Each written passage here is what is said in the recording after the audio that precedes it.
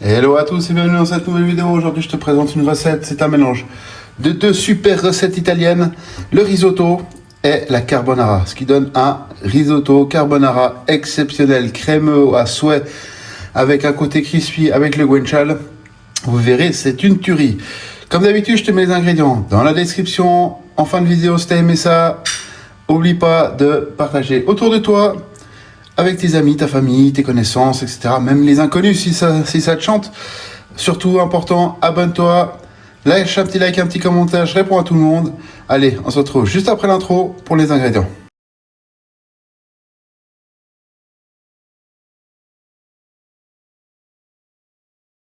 Voilà, je sais, c'est pas comment, mais là, je vais devoir vous enregistrer en voix off parce que mon téléphone a décidé de faire des siennes. Du coup, c'est parti, la liste des ingrédients. Alors, nous aurons besoin d'œufs, on va prendre que les jaunes, bien sûr. Les blancs, on va se les mettre de côté dans notre recette. On aura besoin de poivre noir ou aromatisé, mélange de baies, etc. Un oignon, du guanciale ou du bacon. Ensuite, on aura aussi besoin de bouillon et de riz, le riz à risotto. Hein, c'est le carnia, je sais plus quoi. Attendez. Et on va aussi avoir besoin de vin blanc pour les musulmans et ceux qui ne boivent pas d'alcool. Je leur dirai sûrement dans la vidéo, mais vous pouvez remplacer ça par du bouillon sans problème. Et bien sûr, nous avons aussi du fromage, du pecorino ou du parmesan comme là, parce que je n'ai pas trouvé de pecorino. Je te mettrai bien sûr tous les ingrédients, la liste des ingrédients dans la description juste en bas. Alors, là nous allons passer à notre bouillon. C'est un bouillon que j'ai fait moi-même. Si tu veux, je te ferai la recette. Je le mets dans ma casserole. Est-ce que le but c'est de le faire chauffer et de le maintenir chaud tout le long de notre processus. Ensuite, on va passer à la mise en place en faisant nos découpes. Et là, ce que je vais faire, je vais prendre mon pecorino, là en l'occurrence mon bacon. Je vais slicer, des tranches d'à peu près 4-5 mm. Je vais en faire 4, comme ceci. Vous voyez, c'est assez simple. Il faut pas faire trop gros, pas faire trop fin. Si vous faites trop fin, ça va devenir pas agréable au bouche. Si vous faites trop gros, la même chose. Il faut que ce soit à peu près juste pour que ce soit gris à l'extérieur et moelleux à l'intérieur. Comme ceci, je mets le morceau qui reste de côté, et là j'assemble les pièces et je vais enlever la couenne dessus qui n'est vraiment pas du tout agréable en bouche. Et pour ce faire, je les aligne bien, comme ceci, et je la tranche. Et bien sûr, tous ces déchets-là, que ce soit les pelures d'oignon, que ce soit ça va de côté dans un bac. Moi, je les mets au congélateur, et quand je dois faire un bouillon, aromatisé à la viande, etc., j'utilise ça, et les chutes, par exemple pour les carcasses de poulet, etc., et c'est impeccable. Et là, la même chose, je vais slicer de nouveau de 5 à 4 mm dans l'autre sens, comme ceci. En fin de découpe, faites gaffe aux doigts, il n'y a pas besoin d'aller vite, ça sert à rien. Il y a juste un couteau super bien aiguisé, c'est le plus important. Ensuite, là, vous voyez, à la fin, on voit qu'il y a un morceau de cartilage. Je vais vous faire un gros plan dessus. Si j'arrive. Voilà. Et en fait, ce bout-là, c'est vraiment pas agréable en bouche. Donc, on le coupe. Je réserve tout ça de côté. Et on va passer à la coupe de notre oignon que je vais hacher très finement. Mais ça, je vais vous le passer en accéléré. Hein, juste un petit détail. J'ai eu plusieurs fois des réflexions parce que j'enlève trop d'épaisseur de couches de peau. Alors là, c'est une peau qui est vraiment fine, pas agréable. Et la seconde peau, qui est celle-là, si vous regardez bien, vous voyez, elle est un petit peu sèche, elle est un petit peu coriace. Donc celle-là, je l'enlève aussi et je la garde pour mes bouillons. Vous voyez, j'ai tiré dessus, là, et on voit bien que ça résiste. Et ça, sous la dent, c'est la même chose, donc pas agréable. Alors, le découpe des oignons, on se retrouve juste après pour la suite de la vidéo. Là, les amis, on va passer dans le vif du sujet. Mes préparations sont prêtes. Là, je mets un petit filet d'huile d'olive. Et je vais faire un démarrage à froid. C'est pas commun certes, mais je fais un démarrage à froid avec mes lardons. Comme ça, ça va faire fondre le gras gentiment. Je reste à feu doux, ça sert à rien d'aller trop vite. Hein. Le but c'est de faire fondre gentiment le gras. Et on se retrouve juste après. Mon bouillon est en train de chauffer aussi. Je le maintiens à chaud après. Et on se retrouve tout de suite. Voilà, pendant que notre guanciale est en train de cuire. On va prendre ça. On va mettre dans nos jaunes d'œufs abondamment du poivre. Alors vous verrez dans cette recette, je n'ajoute pas de sel avant la fin de la cuisson où je vais contrôler mon assaisonnement. Pour une simple bonne raison, c'est que le guanciale est salé. Il a un côté salé et le pecorino, le parmesan aussi. Donc là, je mets une bonne dose de poivre parce que c'est mes goûts. Tout en vérifiant ma cuisson derrière. Comme ceci. Et là, ce que je vais faire, je vais y ajouter mon pecorino ou mon parmesan. Et là, on mélange.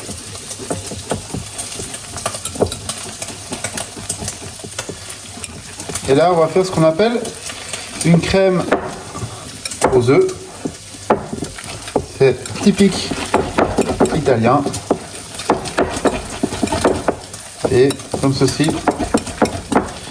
Et là, ce qu'on va faire normalement, on fait au bain-marie. Moi, j'aime pas. C'est pas mon truc. Donc, ce que je vais faire, c'est qu'à la diminuche, je vais prendre un petit peu de mon bouillon que je vais verser dedans, simplement. Il est tiède, hein, donc ça va pas cuire vos œufs. Il faut le faire quand il est tiède. Et là, ce qu'on va faire, on va mélanger. Et en refroidissant, il va s'épaissir légèrement. C'est tout à fait normal.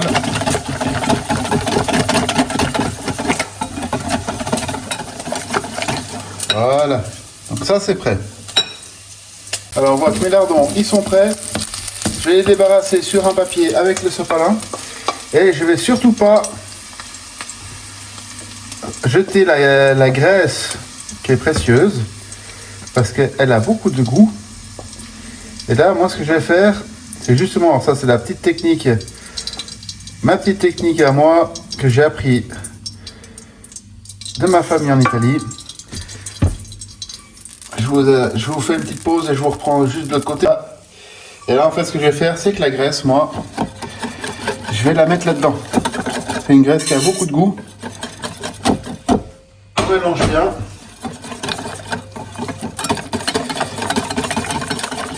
Vous voyez, l'aspect a déjà changé. Voilà. Et donc, cette préparation-là, elle est prête. Et on va se la garder de côté. Vous pouvez la laisser à température ambiante, ça pose aucun problème. Sur la poêle. Et là, je vais faire revenir mes oignons. Une 2 minutes. Et surtout, je vais faire revenir mon riz. Comme ceci. Pardon, j'ai bousculé la caméra. Et là, on va faire torréfier notre riz, c'est-à-dire qu'on va le nacrer plutôt, ça va faire un peu plus juste. En même temps avec les oignons.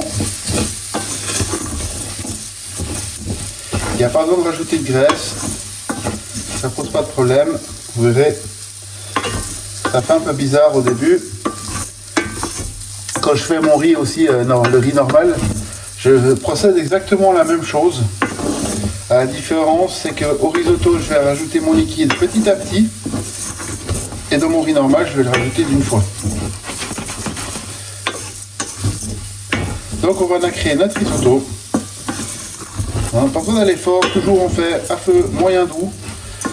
Ça sert à rien d'aller trop vite, autrement ça va brûler. Une fois qu'il est nacré, je vais y ajouter mon vin blanc. Alors pour ceux qui sont dans ma communauté qui ne boivent pas d'alcool ou qui sont musulmans, il n'y a aucun problème. Au lieu du vin blanc, vous remplacez par une louche de bouillon, ça fonctionne très bien aussi. Vous voyez là, il y a tous les sucres de la viande qui étaient au fond, qui vont venir dans notre riz. Et là on fait évacuer l'alcool. Et ce qu'on va faire, on va procéder comme ça. On va mettre à chaque fois une ou deux doses de qu'on appelle ça, de liquide. Et on va laisser cuire gentiment.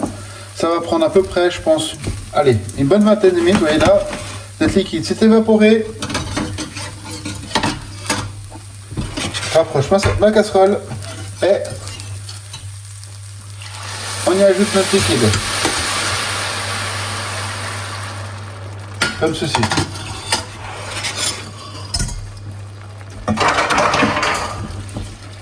On mélange.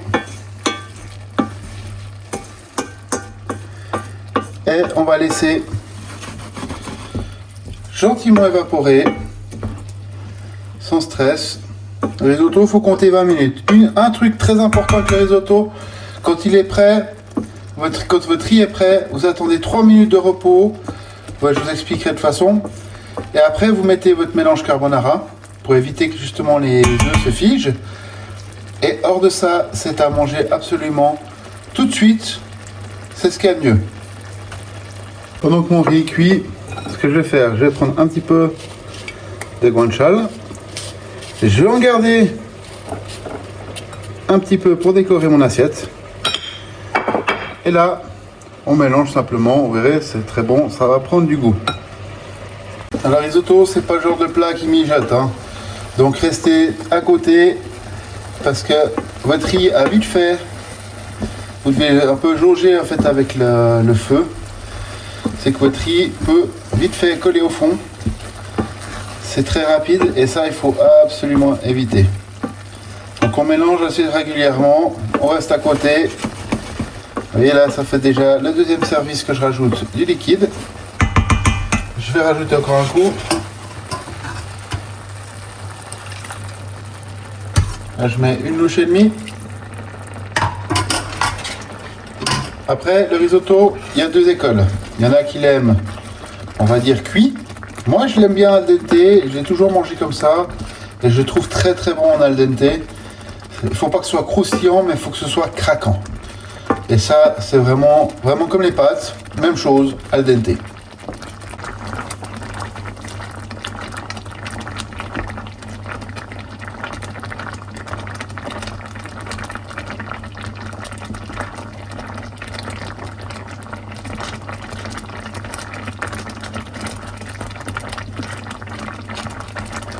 Là, je suis quasiment au bout de ma cuisson. Il me reste encore l'équivalent d'une louche et demie de bouillon. Et j'essaie de brasser un maximum pour éviter que ça colle. On ne sait jamais, vaut mieux surveiller. On ne met pas trop fort, on joue avec le feu pour qu'il soit toujours en toute petite ébullition, sans qu'il y ait de brûlure. Et on continue comme ça. Si vous n'êtes pas sûr, vous pouvez mettre un minuteur de 20 minutes. Et théoriquement, en plus ou moins 20 minutes, 22 minutes, votre risotto devrait être quasiment prêt.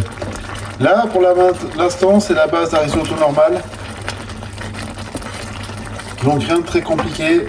Si jamais je te mettrai par là le lien pour le risotto normal que j'avais déjà fait, ou le risotto aux champignons, je crois que je vous ai déjà fait la vidéo, sauf erreur. Mais je te mettrai les liens des autres vidéos, si jamais, dans la description. Voilà, notre risotto. Notre riz, il est cuit. Là, ce que je vais faire, je vais couper le feu et je vais patienter 3 petites minutes. Voilà, notre riz a reposé 3 minutes. Et là, maintenant, on va mettre notre mélange. Œuf, fromage, on peut le mettre d'un coup, il n'y a aucun problème.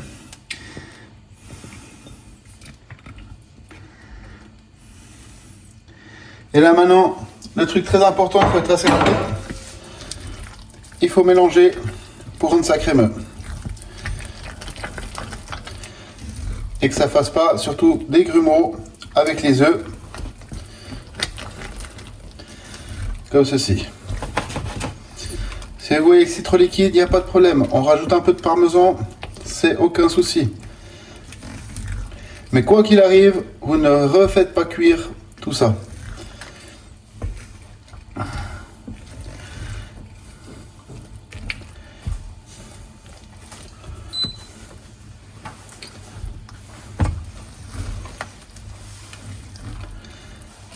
travaille le poignet. On brasse continuellement. Le feu est éteint. Très important, feu éteint. Pour pas cuire nos œufs, parce que si nos œufs cuisent, ça va solidifier la préparation et ça va faire une sorte de blocos. Et c'est pas du tout ce qu'on a envie. Voilà. J'espère que la vidéo, elle t'a plu. On se retrouve la semaine prochaine pour une nouvelle vidéo. En attendant, je te souhaite tout de bon. Et comme je t'ai dit avant, les ingrédients seront dans la description, en détail, avec le détail de la recette. Je te dis à la semaine prochaine. Si t'as aimé, partage autour de toi. Like, abonne-toi et surtout active la petite cloche de notification. Très important, c'est ce qui fait vivre la chaîne. Et en plus de tout ça, c'est gratuit. Il n'y a pas beaucoup de choses gratuites, mais ça l'est. Allez, à la semaine prochaine. Ciao.